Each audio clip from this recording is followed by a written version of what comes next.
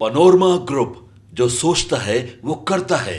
आपके अपने सपनों का आशियाना।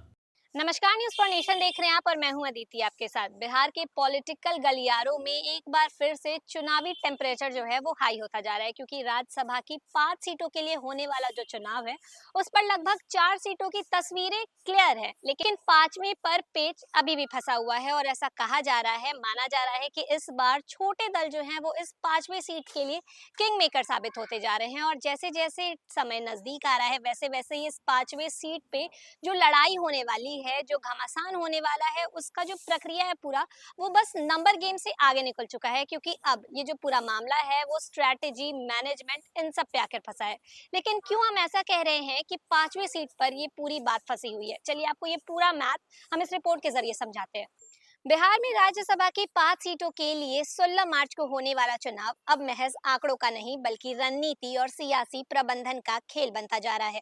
एक सीट जीतने के लिए 41 विधायकों के वोट जरूरी हैं, और इसी गणित ने छोटे दल, निर्दलीय विधायकों और क्षेत्रीय समीकरणों को अचानक बेहद अहम बना दिया है। पटना से लेकर दिल्ली तक राजनीतिक हलचल जो है वो तेज है और जोड़ तोड़ का दौर खुलकर सामने आ चुका है।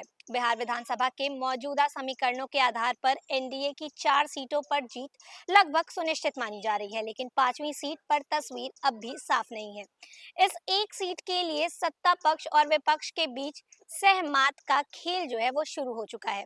सूत्रों के मुताबिक एनडीए को 5वीं सीट सुरक्षित करने के लिए कुछ अतिरिक्त वोटों की जरूरत होगी, जबकि विपक्ष को अपनी दावेदारी मजबूत करने के लिए और अधिक समर्थन जुटाना होगा। ऐसे में छोटे दलों और निर्दलीय विधायकों का महत्व अचानक से बढ़ गया है। राजनीतिक विशेषज्ञों का मानना है कि अगर सत्ता पक्ष राजनीतिक तरीके से अतिरिक्त समर्थन जुटा ले तो वह सभी 5 सीटों पर कब्जा कर सकती है। वहीं विपक्ष के लिए एक सीट भी जीतना बड़ा राजनीतिक संदेश जैसा लग रहा है, और संदेश जैसा होगा भी। इस चुनाव में सबसे ज्यादा चर्चा दो नेताओं को लेकर है, असदुद्दीन ओवैसी और मायावती। माना जा रहा है कि उनकी पार्टियों के विधायक 5वीं सीट के परिणाम को प्रभावित कर सकते हैं। एआईएमआईएम और बहुजन समाज पार्टी के रुख पर सभी की नजर है। खास तौर पर एआईएम का रुख इसलिए अहम माना जा रहा है क्योंकि पिछले विधानसभा चुनाव के दौरान महागठबंधन में जगह नहीं मिलने की पृष्ठभूमि अब भी राजनीतिक समीकरणों को प्रभावित कर सकती है। अगर एआईएमआईएम अपना उम्मीदवार उतारती है तो मुकाबला और ज्यादा दिलचस्प हो सकता है। विपक्ष खेमे के लिए ये चुनाव सिर्फ एक सीट का सवाल नहीं बल्कि सियासी प्रतिष्ठा का मामला भी है। तेजस्वी यादव के नेतृत्व में विपक्ष ये संदेश देना चाहता है कि वह अब भी सत्ता पक्ष को चुनौती देने की स्थिति में है।